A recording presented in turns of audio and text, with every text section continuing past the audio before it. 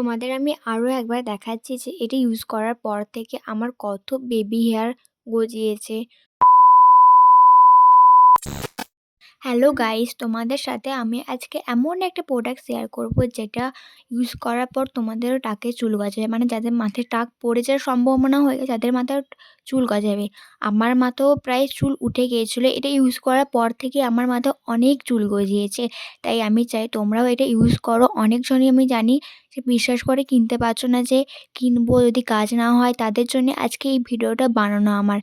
এটাই হলো সেই ভাইরাল জিনিস অ্যালপস গুডনাইটের রোজমেরি ওয়াটার। এই প্রোডাক্টটারই রিভিউ ভিডিও আজকে আমি তোমাদের সাথে শেয়ার করছি। যারা এই ভিডিওটা লাস্ট পর্যন্ত দেখবে তাদের জন্য এই ভিডিওটা খুবই হেল্পফুল হবে।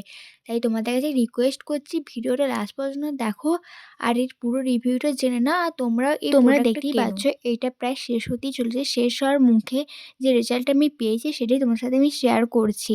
আর এইটা প্যাকেজিংও কিন্তু খুব সুন্দর। এটা অফ অন করার সিস্টেমটা একটু আলাদা।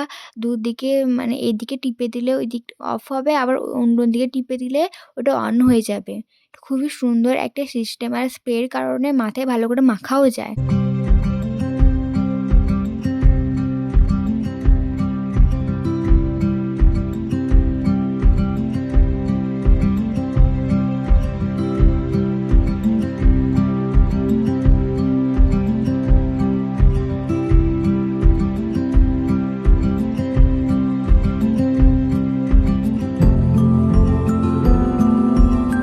তোমাদের আমি আরও একবার দেখাচ্ছি যে এটা ইউজ করার পর থেকে আমার কত বেবি হেয়ার গজিয়েছে।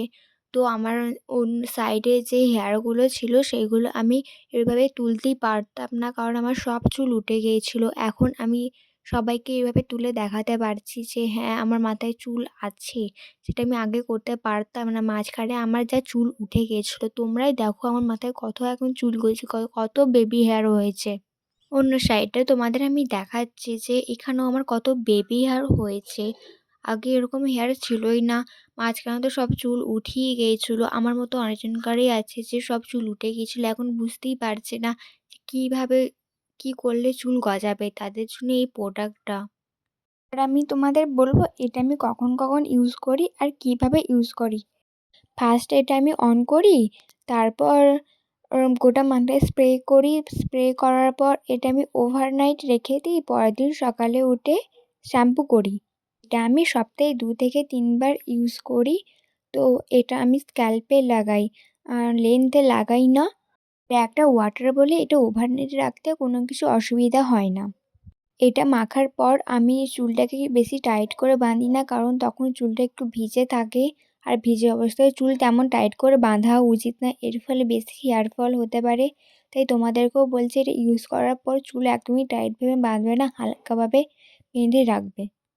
তো বন্ধুরা, আজকের এই ভিডিওটা এখানেই আমি শেষ করলাম। তোমার যদি ভিডিওটা ভালো লাগে একটা লাইক, সাবস্ক্রাইব অ্যান্ড শেয়ার করে দাও।